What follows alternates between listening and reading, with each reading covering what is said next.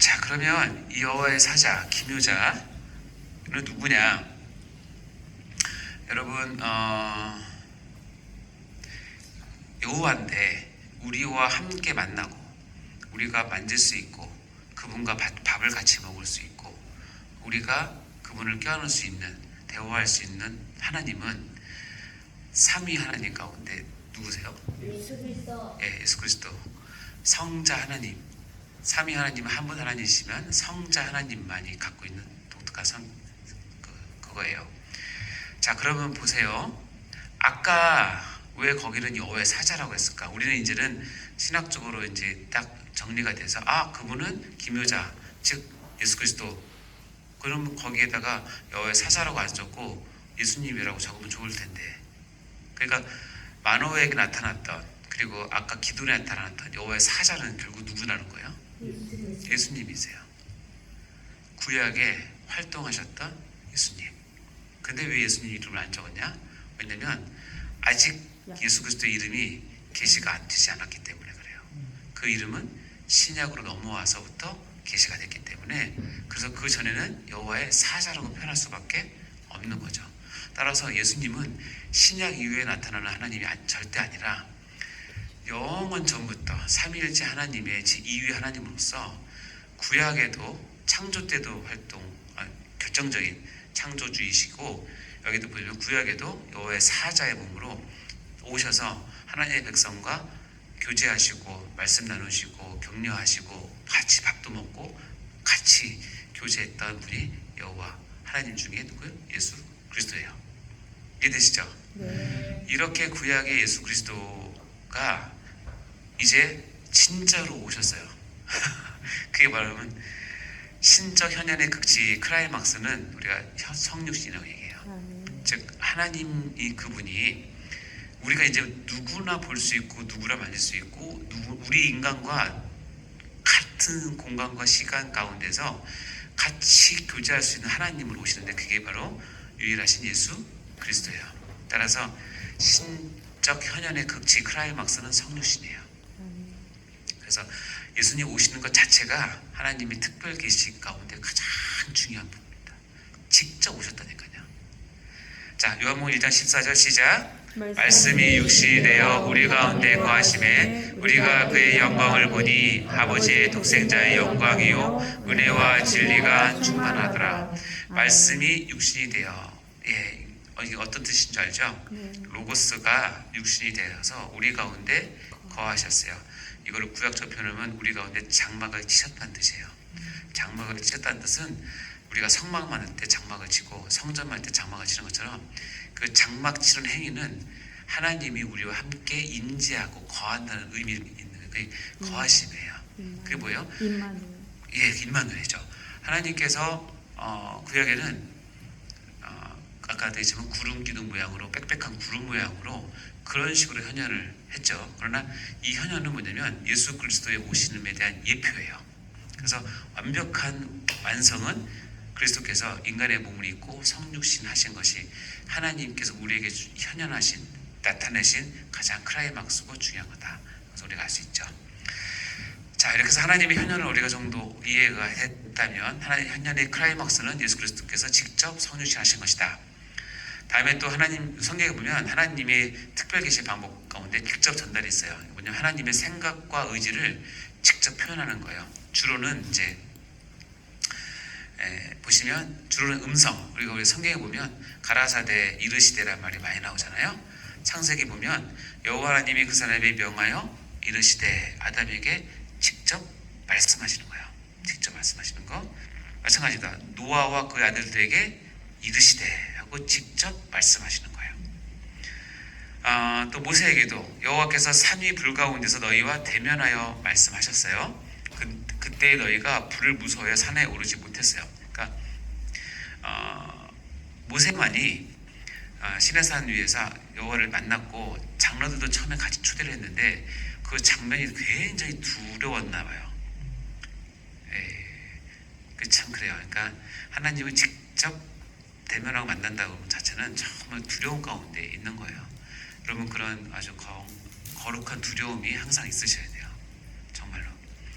자, 그러면 이제 모세는 어떤 역할을 했냐면 산 위에서 여호와를 만났고 우리 백성 장로들은 산에 오르지 못해 너무 두려우니까 그래서 어떤 역할을 하냐면 내가 여호와와 너희 중간에 서서 여호와의 말씀을 너희에게 전하는 역할을 해요. 그렇게 딱 했는데 그러면서 여호와께서 모세에게 여호와께서 이르시되 하면서 쭉 얘기하세요. 이 내용이 다 저기 십계명과 모세 율법이에요. 이 과정은 구약에만 있는 것이 아니라 지금도 교회를 하나님께서 운영하시고 섭리하시고 다스리시는 방법이에요. 우리는 다 왕같은 제사장이기 때문에 하나님께 직접 나갑니다. 천주교처럼 누굴 거쳐 나가는 건 절대 아니에요. 직접 나가고 직접 기도할 수 있는 특권을 얻었어요. 그런 개인적인 일이에요. 그러나 여러분 교회라고 하는 공동체는 만약에 2026년 우리 교회에 나갈 바를 하나님께서 주신다면 누구에게 주실까요? 네. 그거는 질서거든요. 한 교회를 하나님께서 권세를 위임 주신 담임 목사님이 계세요. 그래서 하나님께서 이래서 우리 교회에 내년에 나갈 목회 방향, 우리 교회의 방향, 우리 비전, 우리 해야 될 일을 주신다면 집사나 뭐 능력 많은 권사나 아주 재벌 돈 많은 장로에게 주시는 게 절대 아니고 하나님 질서에 의해서 누가 주시면 담임 목사님께 주세요. 그러니까 담임 목사는 큰 부담을 갖고 하나님께 기도와 말씀 가운데 나가서 이 말씀을 받는 거죠. 모세처럼 산 위에서. 그래서 이 말씀을 누구에게 전달하냐면 1차적으로는 당회 장로들과 교육자들에게 전달하는 거죠. 그리고 이 장로과 교육자들은 담임 목사님을 통해서 들은 하나님의 말씀을 소화를 해서 이제 누구한테 가냐면 성도들에게 그거를 전달하는 것이 질서예요. 이 질서는 이스라엘 광야 때 이스라엘뿐만 아니라 교회도 마찬가지예요. 이런 장면 이제 그런 장면에서 나오는 거라고 꼭 기억하셔야 됩니다. 사무엘도 이제 부르세요. 사무엘아 이렇게 직접 부르십니다. 그래서 이처럼 직접 전달에는 하나님께서 음성으로 직접 부르십니다. 이르시되 하고 누구야 하고 부르시죠. 직접 전달 방법에는 꿈이 있어요. 여러분 꿈 꾸십니까? 여러분이 많은 꿈은 그냥 일반적인 꿈입니다. 우리 흔한 얘기가 개꿈이죠. 근데 이 꿈이 심리적인 현상이기도 하고 뇌에 어떤 작용이기도 하는데 중요한 건 뭐냐면 꿈도 실체가 있는 거예요. 이유는 뭐냐면 하나님께서 꿈에 들어오셔서 하나님을 드러내시기 때문에 그래요. 아시겠죠? 네. 물론 꿈은 현실로 드러낼 수는 없지만 하나님께서 꿈 안에 오셔서 직접 말씀을 하세요.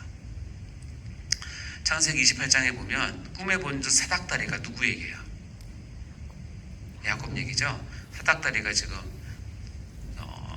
가족을 떠나서 바다나라로 도망가는 중에 거기 돌베개를 베고 누웠을 때 이 꿈을 꿨잖아요. 꿈에 본즉 사닥다리가 있고 꼭대기가 하늘에 닿았고 이게 오르락내리락 하는데 그때 여호와께서 그 천상 위에 서서 이르시되라고 얘기하는 거야. 꿈에서 말씀하시는 것이 나는 여호와니 너희 조부 아브라함의 하나님이요 이삭의 하나님이다. 다시 한번 내가 너를 통해 구속의 역사를 이어갈 텐데 네가 지금 누워있는 그 땅 하나님께 약속한 그 땅 반드시 내 손에 주리라고 언약을 다시 한번 확인을 시켜줘요. 근데 이거는 꿈에 그렇죠? 그러니까 이건 절대 개꿈이 아니에요. 정말 중요한 꿈이죠. 꿈에서도 할 수가 있으시다. 아멘? 예. 창세기 20장에 보면 또 꿈을 통해서 하나님께서 이렇게 다스리는 거를 보시는데 이 그랄 왕 아비멜렉이라는 왕이 있었어요. 참 억울한 사람이에요. 아브라함이 이 땅에 들어갔는데 사라 자기 아내가 너무너무 예쁜 거예요. 난 그래서 꼭 천국 가면 확인하고 싶은 게 뭐냐면 사라를 꼭 볼 거예요. 진짜. 왜냐면 이때 나이가 못해도 70, 80 됐을 텐데 60, 70? 야, 아무리 70 할머니가 꾸며도 그렇게 예뻐요? 모르겠는데 근데 진짜 예뻤나 봐요. 근데 아무리 예뻐도 제 스타일은 아닐 것 같아요. 어쨌든 그랄 왕이 아비멜렉이 이 사라를 봤어요. 한마디로 첫눈에 반했어요. 그랬던 것 같아요. 근데 아브라함이 이 겁쟁이에요. 아내라고 얘기를 하면 이 남자 관계에서 아내야? 근데 내가 저 여자 갖고 싶어? 그럼 저 남편 죽이면 되지. 그러니까 자기가 죽을까봐 뭐라고 얘기했냐면 누이라고 얘기를 해요. 누이라고 하면 바뀌죠. 오빠한테 잘 보여야 딸 동생 가져갈 거 아니에요. 이해되시죠? 속였어요. 아비멜렉이 와서 사를 데려갔어요. 자, 지금 이거는 아브라함 언약이 떨어지는 거예요. 이미 아브라함을 통해서 그리고 사라를 통해서 하나님의 씨를 주겠다고 약속한 상황이에요. 아직 안 태어났지만. 근데 지금 하나님의 계획이 첫 판부터 이게 엉클어지게 될 상황이 된 거예요. 사라가 피를 섞으면 안 돼. 그러면 뭐가 아니면 구속 역사가 안 이어져요. 이해되세요? 이 밤에 아브라함도 마음이 급했겠지만 누가 마음이 급해? 하나님 마음이 급한 거예요. 그러니까 어떻게 해요? 비상수단. 아비멜렉이 꿈에 들어가 버렸어. 아비멜렉의 현몽. 꿈에 들어가서 한마디로 얘기하는 거예요. 너 그 여자 건드리면 죽어. 그러니까 아비멜렉이 기겁을 한 거예요. 여러분, 이런 영적인 생일은 하나님 몰라도 영적인 생애 거기 딱 하면은 창조주 하나님은 모든 영적인 사람들은 다 알게 돼요. 무슨 얘기인지 알겠어요? 왜냐면 내 영혼의 창조주기 때문에 압니다. 아비멜렉이 깜짝 놀랐죠.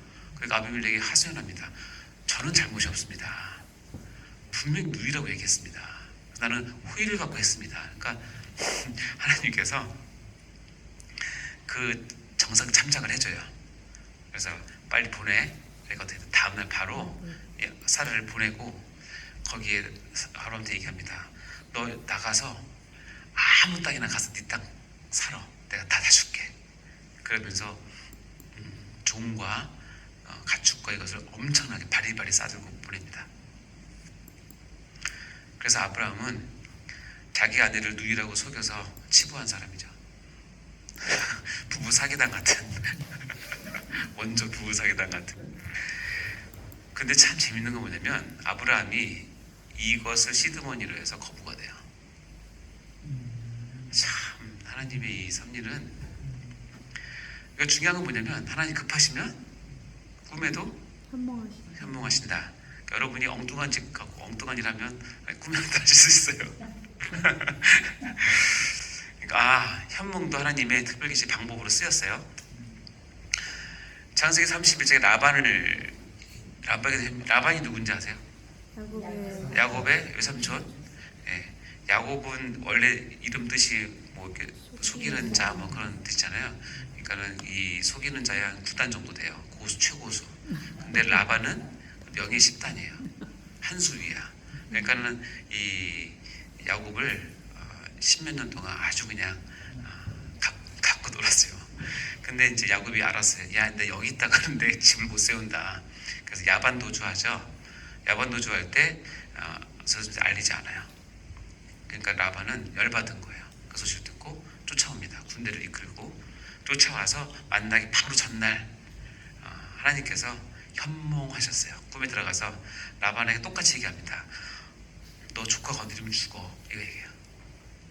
선악간에 말하지 마. 야, 야곱이 너 속인 것보다 네가 야곱 속인 거 훨씬 더 많아 이놈아. 아마 그 말 했을 것 같아요.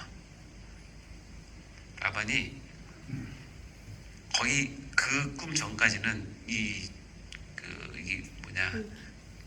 분노에 휩싸여서 왔는데 이걸 딱 듣고 나서 얼굴을 싹 바꾸고 다음날 야곱 만나자마자 아주 환대하고, 야 이놈아, 그래도 가려면은 이 사실 인사하고 가야지 이놈아. 딸들도 보내는데 그러면서 가요.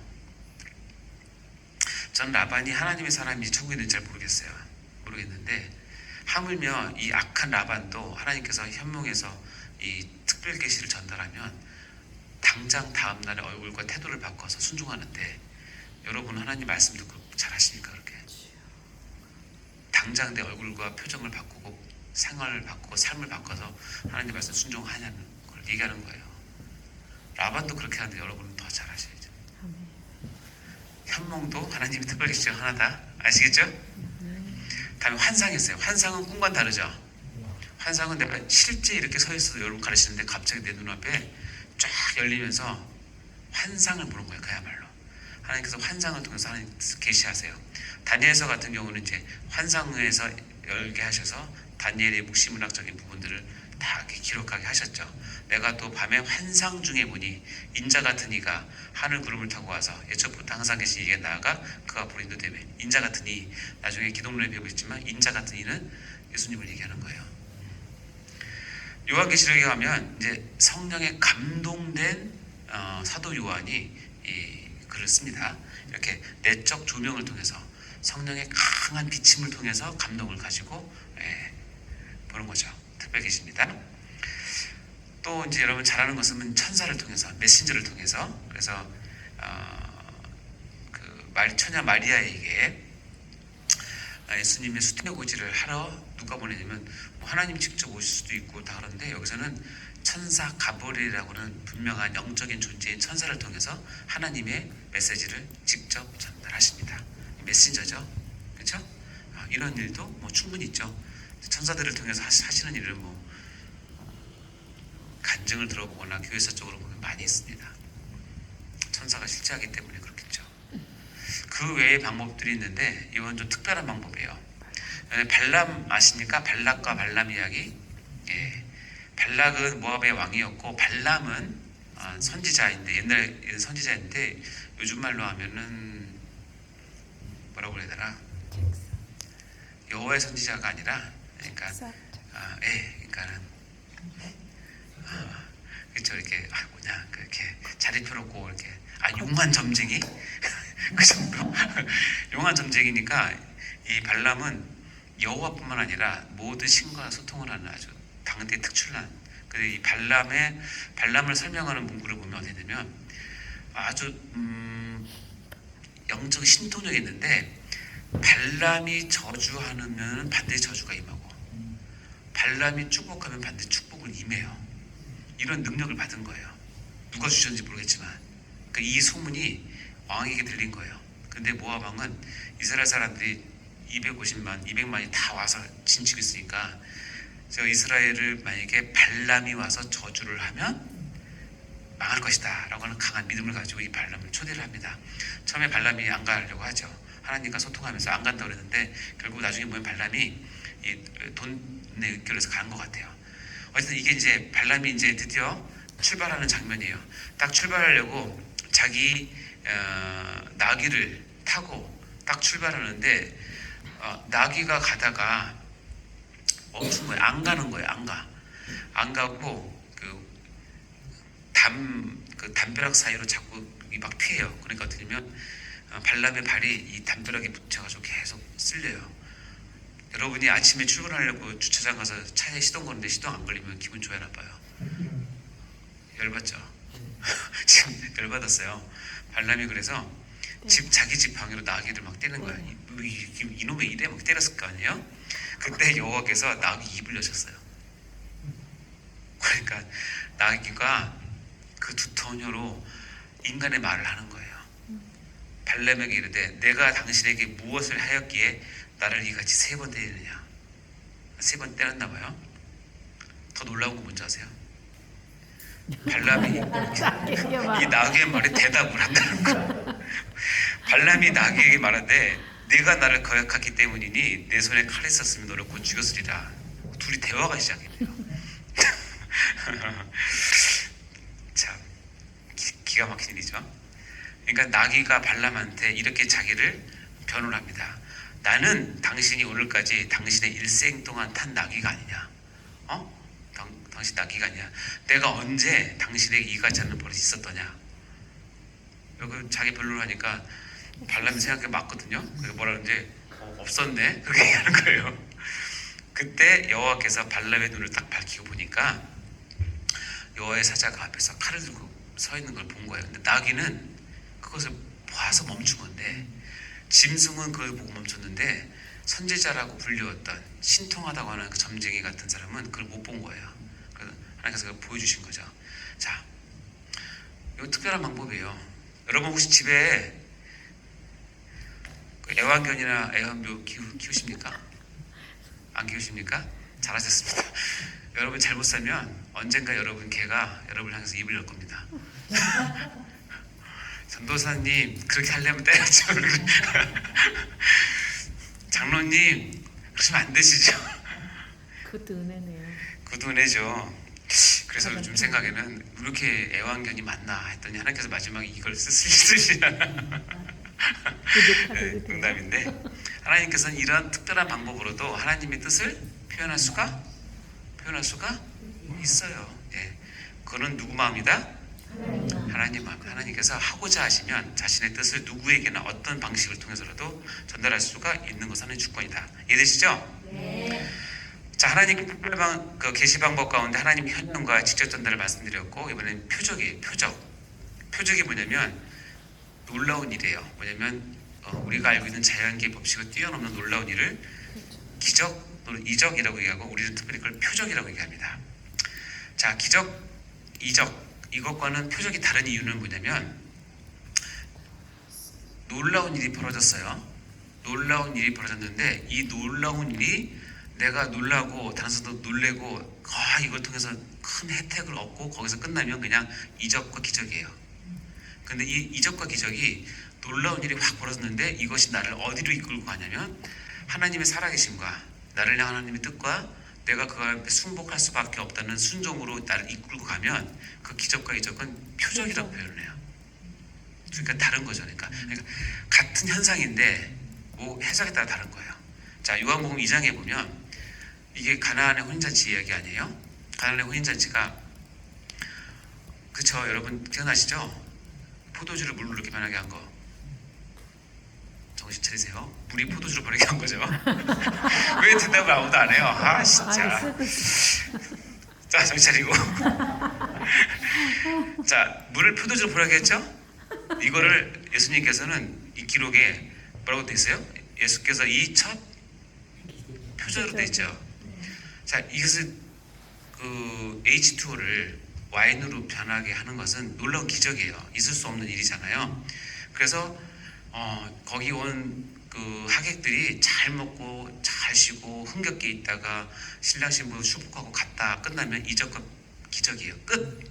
근데 이것을 한 이유는 뭐냐면 예수님이 자기 제자를 데리고 다니면서 했던 첫 번째 기적이 이거예요. 예수님이 이 기적을 한 이유는 뭐냐면 거기에 있는 신랑 신부를 위해서 그 잔치를 위해서가 아니에요. 그리고 자기에게 부탁한 자기 어머니 마리아를 위해서가 아니에요. 여기 보면 표적이라고 한 이유는 뭐냐면 그의 영광을 나타내심에 제자들이 그를 믿으니까 이것을 함으로써 제자가 믿는 제자들이 저분이 대단한 것 같은데 뭐가 있지라고 한 그때에 가나안 이 표적을 보여줌으로써 사람들이 제자들이 보고 저분 믿을 만한 분이시다, 아니면 대단한 분이시다, 메시아일 수도 있겠구나, 하나님 보내신 사람일 수도 있겠구나 한 것을 믿게 되는 통로를 여는 거예요. 그래서 이 현상을 표적이라고 얘기를 하는 거예요. 이해되시죠? 네. 자, 이것을 갖추고 출애굽기에 보면 바로 모세가 바로한테 가서 우리 이스라엘 백성은 풀어주세요라고 하면서 첫 번째 했던 게 뭐냐면 지팡이를 던졌더니 뱀이 됐어요. 이것은 어쨌든 놀라운 일이에요. 만약에 바로가 그것을 보고 그렇군요, 하나님이 대단하신 분이군요, 그것을 받아들였으면 이것은 표적이라고 됐을 텐데 어떻게 되냐면 그렇게 하니까 애굽의 다른 요술사들도 자기 지팡이를 던지니까 뱀이 됐어요. 그러니까 바로가 그것을 보고 마음이 더 완악해졌어요. 그러니까 이것은 기적이 되는 거예요. 그리고 여기는 요술이라고 얘기를 해요. 이해되시죠? 같은 뱀이 변하는 사건인데 바로의 반응에 따라서 이것은 그냥 기적 또는 요술이에요. 이해되시죠? 여기 보면 요한복음 20장에 보면 이렇게 됐습니다. 예수님께서 이 책에 기록되지 않는 많은 표적을 행했어요. 그러나 그 중에서 이것을 기록했어요. 이 표적을 기록한 목적이 뭐래요? 밑에 읽어볼까요? 시작. 하나님의 아들 그리스도 이름을 믿게 하려 함이요 또 너희로 믿고 그 이름을 힘입어 생명을 얻게 하려 함이라. 자, 그러면 여러분 놀라운 일이 벌어졌어요. 표적이 될지 단순히 이적과 기적이 될지는 누가 결정해요? 하나 하나님이 결정해요? 믿음 그렇죠. 믿음으로 놀라운 일을 하나님이 하셨어요.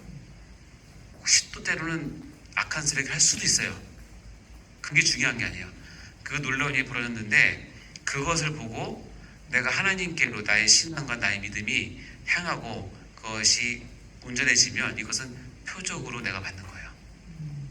근데 내가 놀라운 일을 벌어졌는데 그것을 내가 받고 그냥 놀라운 일로 끝내, 내 유익을 해서 끝내, 그럼 하나님은 표적으로 주고 싶어 했지만 이적으로 끝난 거예요.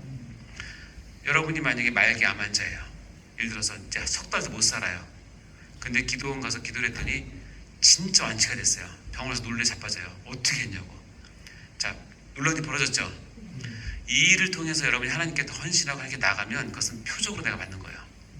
근데 어떤 사람은 병이 낫고 나서 더 악한 길로 가요. 더잘 살아나. 그냥 더 살 쾌락으로 가고 그냥 더 악한 길로 가요. 그럼 뭐예요? 그 놀라운 일이 이적과 기적으로 그냥 한순간 유익을 얻고 끝나는 거예요. 누가 결정하냐면 여러분이 결정하는 거예요. 신앙이 없이 이적을 만나면 반드시 망합니다. 왜냐하면 표적으로 안 가기 때문에. 여기 봐요. 오병이어의 기적을, 오병이어의 이 놀라운 일을 예수님은 표적이라고 얘기했는데 이 수만 5천 명이나 되는 사람이 그것을 먹고 어떻게 반응하냐면, 야, 저 사람은 우리 경제적인 문제를, 정치적인 문제를 해결해 줄 수 있어 라고 예수님을 붙들어서 억지로 임금을 삼으려고 해요. 놀라운 일을 보고 예수님은 표적으로 줬어요. 그 뭐예요? 그 오병이어를 경험하고 나서 와, 예수님은 하나님 보내신 메시아라는 것을 알기를 원했는데 이 사람들 그것을 먹고 어떻게 해요? 야, 저분 붙잡아서 임금 삼으면 우리가 편히 살 수 있어 라고 생각하는 거예요. 자, 예수님께서 이것을 듣고 응하셨겠어요? 안 응하셨겠어요? 왜 안 응하셨을까? 그것은 하나님의 뜻이 아니기 때문에 그래요. 그래서 하나님은 다시 혼자 산으로 떠나가시는 거예요. 예수님이 그 사람들 버리고 혼자 산으로 가셨을 때 예수님 마음이 어땠을까요? 한탄스럽죠. 저렇게 미련하구나 사람들이. 저렇게 죄인이구나. 그리고 나중에 26절에 가면 그 사건을 이렇게 정리하십니다. 예수께서 대답하여 이르시되 내가 진실로 진실로 너에게 이르노니 너희가 나를 찾는 것은 표적을 본 까닭이 아니라 뭐예요? 먹고 배부른 이적을 경험했기 때문이라는 거예요. 누가 결정하냐면 예수님이 하셨어요. 근데 이 무리들은 신앙이 없기 때문에 이 이적을 그냥 배부른 까닭으로 예수를 잡아다가 임금 삼으려는 거예요. 만약에 그럴 일은 없겠지만 만약에 예수님께서 그들의 요청을 듣고 임금 삼일을 요청을 듣고 그래? 한번 해볼까 하고 댓글을 확인해 보니까 댓글이 막 수만 개 떠가지고 막 예수님 우리 왕이 돼주세요. 예수님 찬양합니다. 예수님 너무 좋아요. 막 그래서 예수님이 못 이기는 척하고 임금이 됐어요. 됐다고 칩시다. 그럼 한 3, 40년 동안은 잘 먹고 잘 살았을 거고 이스라엘이 로마로부터 해방했을 거예요. 그렇죠. 근데 문제는 뭐냐면 2025년 이 시간에 저와 여러분 구원받을 수가 없어요. 이거의 요청을 하면. 아시겠어요? 네. 예수님은 자기를 보내시는 하나님의 기대가 있기 때문에 그것을 저버리면 안 되기 때문에 그런 거예요. 우리의 기대가 중요한 게 아니에요.